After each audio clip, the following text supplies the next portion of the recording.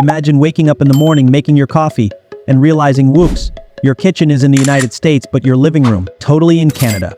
Or you are walking to your neighbor's mailbox, might mean crossing an international border. Welcome to Derbyline, Vermont, the town that could not decide which country it liked better, so it chose both. Nestled snugly on the 45th parallel, Derbyline is a village with a population of about 600 residents. But here's the kicker, this charming town is split right down the middle by the international boundary between the United States and Canada. That's right, one moment you're in Vermont, and a few steps later you're in Quebec. The story of Derbyline dates back to the early 19th century. Established in 1791, it was one of the earliest settlements in northern Vermont.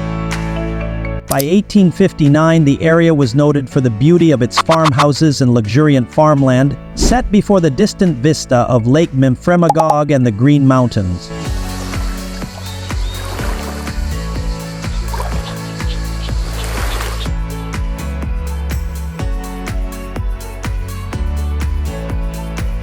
Because of an erratic survey, the border separating Canada from the United States was drawn incorrectly by the surveyors in the 18th century, above the 45th parallel, which was the agreed boundary.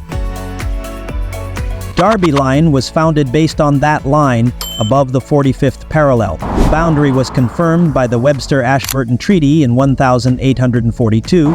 There are ramifications to living directly on the border of another country. For example, the U.S. Border Patrol expressed a desire to close off streets, such as Canusa Street, which have historically run together with those of Stanstead town. Border officials were concerned about illegal immigration.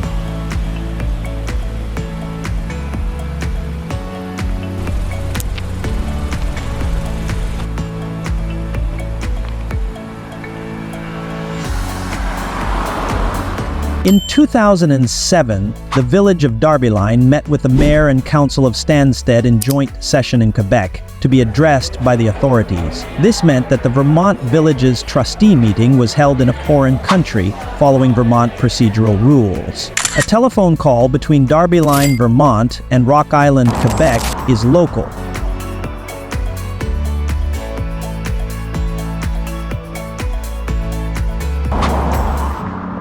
According to the United States Census Bureau, the village has a total area of 0.7 square miles, all land. Besides the library, 5 inhabited structures are divided by the border. Most residents use the U.S. entrances to avoid problems with the Border Patrol. Crossing the border within buildings does not require official permission.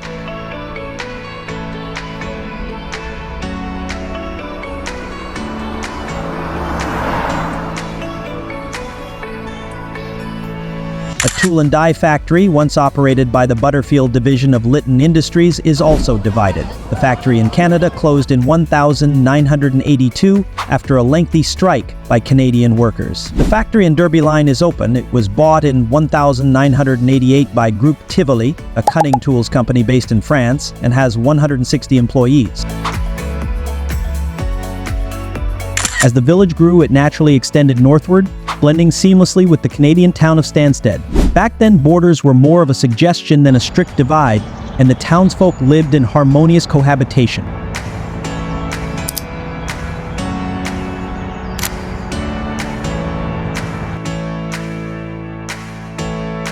Now let's talk about the crown jewel of Derbyline, the Haskell Free Library and Opera House. Built intentionally on the border in 1901 by a binational couple, Carlos and Martha Haskell, this architectural marvel was a gift to the community and a symbol of international harmony.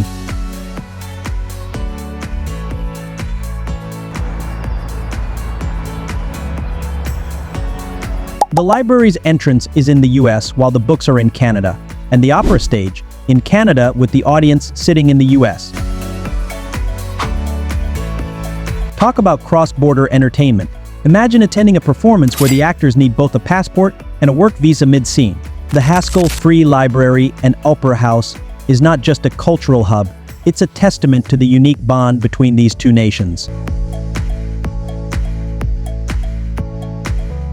But the quirks don't stop there. Take a stroll down Canusa Street, aptly named as a portmanteau of Canada and USA, where the yellow line in the middle isn't just for traffic, it's the international boundary. Residents on one side of the street live in the US while their neighbors across the road are in Canada.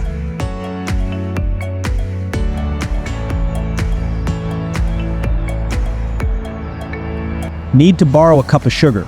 Don't forget your passport. In the early days, crossing the border was as simple as crossing the street.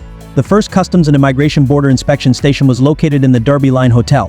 It wasn't until 1932 that a formal border station was established, reflecting the growing need for regulated crossings as both nations developed stricter immigration policies.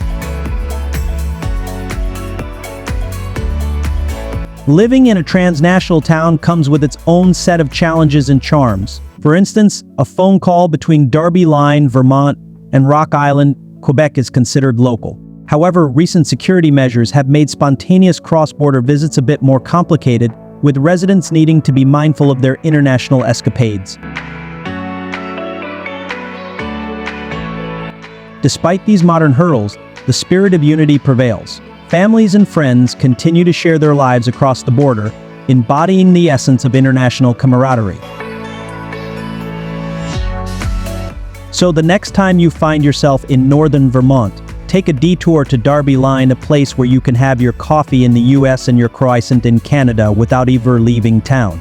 It's a charming reminder that, in some corners of the world, international relations are as simple as saying hello to your neighbor.